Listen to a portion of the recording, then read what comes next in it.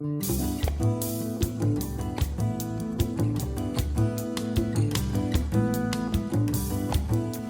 everyone, this is the second in a series of videos that I said I would do, which I'm talking about different recording projects. And in this particular video, I'm dedicating this to the memory of Chet HImes, who sadly passed away a few days ago.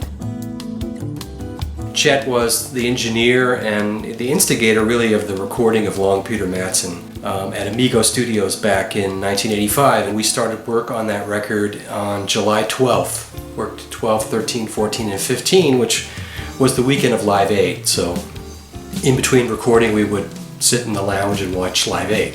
This is the thing that you did. I have fond memories of that studio. In this particular video, I want to talk not only about the recording of Long Peter Madsen, but the association of Amigo Studios and how we came to work there. Also, things associated with Amigo Studios. And to preface Long Peter Madsen, I have to go back about a year and a couple of months, April of 1984, when we first entered that studio. At the time, it was just being sold to Chet and two other partners from Warner Brothers. It was still Warner Brothers Studios. And we had the opportunity to go in and record a live to 2-track recording, the DBT. We did 5 tunes. 3 of those wound up on Long Peter Madsen. That would have been the title track, Reconnaissance, and Bop da Boo Bop. There's actually a piece of music that we never recorded on any of the records other than that EP. It's a tune called Forward Motion. But I did post a copy of it here on YouTube so you can hear it. And that's the original DBT with myself, Bruce on drums, and Matt McFadden, who was the founding member on bass. The story behind that is we had about a year residency at a place called the Comeback Inn in Venice Beach, which was a really cool place. It was kind of a health food restaurant, little music venue that featured pretty much original music. Besides us, artists like Charlie Hayden, Milcho Leviev, the Wayne Johnson Trio, Guitarist would play there, and a whole bunch of others. I think even Pat Metheny came and sat in there once. So it had a great reputation. It was in Venice Beach, owned by a German guy, Wilfried, and he gave us the opportunity to pretty much play every month, sometimes twice a month, which really gave us the opportunity to hone our skills. And we had spoken about doing a tour of Germany in the summer of '84, and Will was going to help us kind of facilitate that. So we needed a recording, and I had been going back and forth to Europe a bunch and talking to labels like Enja Records, ECM Records, and all these small labels, who at the time were quite interested, but nobody really, said, here's the money and go make a record. On the other side, we were playing this year-long residency, which gave us the chance to hone our chops, and get our stuff together. And we were still looking for maybe a label in the States too. So the opportunity just kind of knocked on the door to record a live to 2-track, which actually in those days was to digital would have meant recording to what is essentially videotape, VHS. And the 2 guys that were the producers were Joe Sidora and Steve Lang, who I recently reconnected with. Both were engineers working at Warner Brothers. They were staff engineers. I didn't know this part of the story until I just reconnected with Steve and Joe, that Joe just happened to show up at the Comeback Inn one night when we were playing, and he had no idea who was playing. He just showed up, paid his money, walked in, sat in the back. And I remember that gig because there was a guy sitting in the corner the whole night smiling. And on one of the breaks I thought I should go up and say hi, so I did, and he said, "You guys are great." I kind of, whatever, was small talk, and he said, "Would you like to go in the studio and record a direct to 2-track?" I said, "Sure." We were set to go in on spec time, which meant that, we'd show up at 8 o'clock at night, and we only had the one evening. And for some reason, there was a session going on late. We didn't get in there till midnight. So by the time we finished those 5 tracks, it was, I think, 6 in the morning. But we got our live to 2-track, and you could do basically, you could edit, which means that you could take, one take if it was pretty much the same tempo. You could take a piece of, this part of this tune and part of this tune. We didn't do a lot of editing. I think we took a little bit of one part of a tune because we liked the way it felt better than the other one. And then I think we shortened a drum solo. But you couldn't do anything else. You couldn't really mix it because it was live to 2-track. You could EQ it a bit. So we did the session, and those guys said, look, our deal is if we can sell it, we'll be the producers and whatever, and then if we don't sell it within a certain amount of time, we'll give the rights back to you and you can do whatever you want with it. So Warner Brothers at the time was not really into jazz. They had just dissolved their jazz division, which means they let go Larry Carlton and the Yellow Jackets and a whole bunch of people. And, so I didn't think Warner would pick it up. So they allowed them to use their label to make promo copies. So we had a handful of promos, which we could use for radio. And I thought, great, we'll use it for the tour. We had that record with us for about a year. And we toured from pretty much June of '84 till December of '84. Went to Germany and did our first real tour over there, and we got some radio play with that EP. And then we went to the East Coast and did a huge college tour, which I think lasted about 2 or 3 months. And I think we hit about 50 or 60 colleges in that time. And then wound up in LA, and we still hadn't found a distributor for the record. So we had a personnel change in early '85. Matt left the band and we replaced him with Jim Donica, and we were still kind of figuring out, do we want to try to release the EP, through a distribution, or what are we going to do? And around that same time, Chet HImes had asked Steve and Joe, hey, what happened to the David Becker project?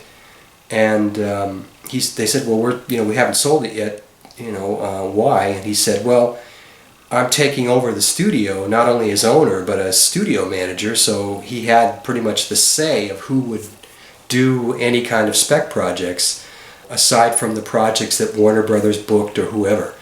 And I'd like to get them into a 32-track digital studio recording, which I never imagined. And so, we went down to the studio to talk to Chet, and he said, look, you guys come in, give you guys a weekend and we'll record a same kind of spec deal, which I had to decide, these guys had given us 6 months, so, we made our decision to go ahead and do that, and that was that weekend.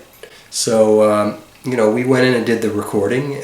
Everybody knows that record now, which it took a while to get to the hands of MCA, but ironically, the guy that signed myself and the band to MCA Jazz was Ricky Schultz, who was previously working at Warner Brothers, Warner Jazz.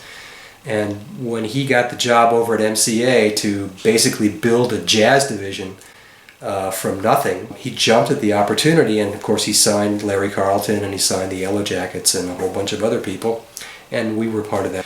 We were label mates with Jack DeJohnette and Michael Becker and Spyro Gyra and a whole bunch of people. It was a great time to be in that environment, because it was really a budding time. It's interesting because when I think back to those days at Amigo, when we were in the studio, in Studio E, next door at Studio A, which was the bigger studio, the band Dokken was in there recording. And just a little side note, Chet HImes took my guitar feed on the tune Strutting Down Hollywood Boulevard, ran it through George Lynch's rig, his Marshall rig, and then back into the booth, into the board, and he took the clean sound of my guitar and then took the distorted, whatever, the big Marshall stack sound, and just put it underneath, which created this really cool kind of compression, because it didn't have the distortion where it was, fuzzed. You could feel there was this compression and this bigger sound, but the clean sound definitely outweighed that, and it was very cool. So if you listen to the record, you can listen for that. Another thing is that I remember about Dokken is, we'd see him all the time showing up to sessions, and I know that Don and George did not get along. And one night I was sitting in the lounge with my Martin guitar, and Don came in, he's a nice guy, and starts talking, and I said, hey man, you want to, he goes, can I try your guitar? Or maybe I offered it to him, and he starts playing, and George walks in, and Don kind of looked at him and said, oh, I forgot I'm not a guitar player. So I thought I'd be, polite, and I said, hey George, do you want to try my Martin? And he picked it up and played a couple notes and put it down. He said, I like my Alvarez better, and he took off. So that was my introduction to George Lynch. So I think if you were to talk to George today, I haven't seen him since then, I'm sure he might agree that he wasn't the nicest guy in the world, but perhaps that just had to do with, whatever. I'm sure he's learned a lot since then. I've seen some interviews with him and he seems like a pretty decent guy. So the other thing I remember at Amigo Studios is that Eric Johnson was rehearsing in the warehouse next door for his first record called Tones, because he'd been signed to, I think, Reprise Records. And Chet knew Eric from San Antonio and Austin in those days. He actually had him play on Christopher Cross's first record, because Chet and Chris were buddies and he helped him get the deal. And so Eric played on that record, as did Tommy Taylor. And they were, I guess, rehearsing. I'm trying to remember. I know Chet wanted to get Eric and I together to play on my record. And I said, sure. But I think for some reason Eric was in Texas. And I might have met him for a minute, but Howard Dumble was there with all his Dumble amps and all of Eric's gear.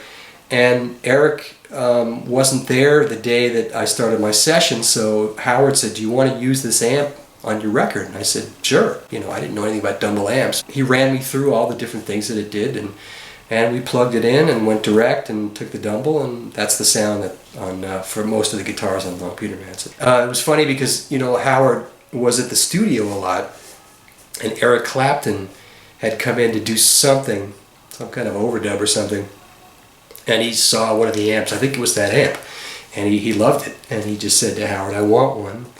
And how long will it take you to get me one? And Howard's like, well, it'll take about a year. And so I think some of the people in the studio were like, but that's Eric Clapton. And Howard was like, no, I can't make them that fast. So, but I spent a lot of time after the initial recording, as we did too, collectively, waiting for Chet, because Chet had limited time to mix.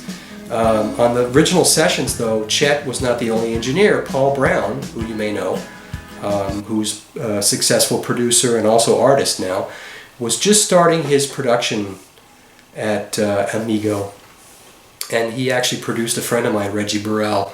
It was a record for CBS, I think, and so he worked on the sessions. I wasn't quite sure what his role was, because Chet asked him to kind of help out with the engineering, and he had an assistant engineer, and I think Paul was kind of trying to be a producer, which we sort of had the idea that we were going to produce ourselves, because we knew what we wanted to do, and any guidance would be helpful. But I think there was points in time when his suggestions that he would do didn't sit well with myself or Bruce or with Jim, but we were polite about it, and I think we found a common ground, But I mean, I enjoyed working with Paul. He was a nice guy, and for the most part I think it was very harmonious. I just think he was looking to be more of a producer, and that's what he became, and he's been very successful at it. So if you see this video, Paul, hats off to you, man, for your success, and also, it was a great pleasure to have worked on that record with you, because you did add a lot to it. But Chet is the guy that I owe a lot to, and I mentioned in the beginning of the video that he passed away. Chet's career as an engineer is well documented, but I think probably the most famous record that he worked on was the first Christopher Cross record, the second one, and also the theme for Arthur. And those strings were recorded there at Amigo or Warner Brothers Studios by Chet. To me, one of the greatest mixes ever, and I got to hear that actually in the mix studio at Amigo, was Sailing. And the piano and all those different instruments that make up that little ostinato in the beginning. I think Chet told me it's a 12-string guitar, electric, a nylon string guitar, I think it's a Wurlitzer, and a couple other things that they just mixed together and got that nice lush sound. I always loved that record. Christopher Cross, I guess, was a big, Lyle Mays, Pat Metheny fan, and you can hear that on that record. And then Mike Metheny told me that whenever Pat was in town in Texas, Chris would show up to the gigs. Other things about Amigo that I remember is meeting some really, high-profile people, because I was hanging out, basically for half a year over a period of time trying to get the mixes done. And in that time frame, I got to meet Roy Thomas Baker, John Denver, I talked about Dokken was there. I think Poison came in because Michael Wagner was the producer. He was working with those guys. Who else was there? Pia Zadora was there and did a session. Jennifer Warnes was working on a record. She did an album with Roscoe Beck. He produced, and it was a bunch of tunes from Leonard Cohen. And we happened to be, again, same studio. We were in Studio E, they were in Studio A, so we could come and hang and whatever. And later on I got to know Roscoe a little bit through Eric. Eric and I did actually work together. We did some bills together in Texas. That was also through Chet, through Eric's management, that we connected with the Texas side of his history and got on the road there with Long Peter Madsen. So that was a nice connection. But I have fond memories of that session. It went, much quicker than I imagined that it would, but I did do the things that I wanted to do on it. And I remember specifically being in the studio on the last day, and the tune, I think it's the last tune on the record, or maybe it's the second to last tune, Pictures of the Past. I wrote that specifically for Jim Donica to play bowed acoustic bass, and I'm a huge Eberhard Weber fan, and of course that's inspired by Eberhard's music.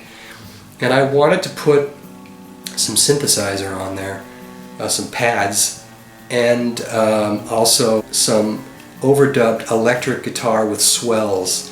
I had my Martin E28, and I remember telling Paul, hey, this is what I want to do, so plug this in, do this. And I was very specific about it, and I'm glad I did, because there was sort of a hesitation, like, we don't really need to do that, you don't need to do that, and I was like, no, I want to do this. And I'm glad I did in hindsight. It's very, very minimal in the mix, but it's there, and I thought it was important to be on the tune.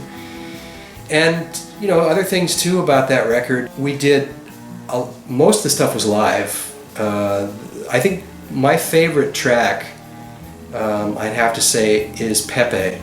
And if you listen to that recording and that mix, you can hear Chet's, his hand in that, in the way he recorded the drums and the toms and the guitars and got everything balanced. And I remember when we were mixing that and the feeling I had listening back to it. And if I'm not mistaken, I think that's the tune actually that Ricky Schultz heard that actually got him very interested in signing us to the label and releasing the record. So I'm grateful for that. It's a long time ago, 35 years this year, but sometimes it seems like yesterday. I have fond memories of Chet and working with him, but I just wanted to give you guys a little idea of how that all came together. And again, you have to realize we recorded the initial record July of '85. It wasn't released until November of '86. We had actually secured a firm offer from MCA Jazz, I think in April of '86. It might have started around March or April. I know we were still mixing the record because we were on spec time, and obviously when you're on spec time, you've got to go when the studio's available. And it took literally about 3 to 4 months to do all the contractual work. I mean, MCA, of course, big corporation, had a stack like this of a contract, and had a great music attorney, Fred Ansis, who worked with Bruce Hornsby, did his first deal. He was also Charlie Hayden's administrator for his publishing company, and he wasn't cheap, but he knew the guys at MCA, so he actually got a lot of nice things in the contract, which I greatly appreciate back then. The mastering session was done at Amigo because they had a mastering lathe. The record was mastered by Terry Donovan. I mean, he did a lot of mastering, lots of records, and I've always been involved in start to finish of all my recordings, and that was a great experience because I've never seen a vinyl being cut, and that was cool. So I remember setting up with him, and he had, the actual acetate and the way it did the grooves and stuff, and listening back to it was like very cool. So that's kind of the story of Amigo and the inception of Long Peter Madsen. Again, R.I.P. Chet HImes. Thank you for your contributions and the opportunity to be able to record an album. And thanks to everybody who was involved in that project. I'll be doing some more of this very soon. Thanks again for tuning in and subscribing, and if you haven't subscribed already, please do so, and I'd love to hear your feedback.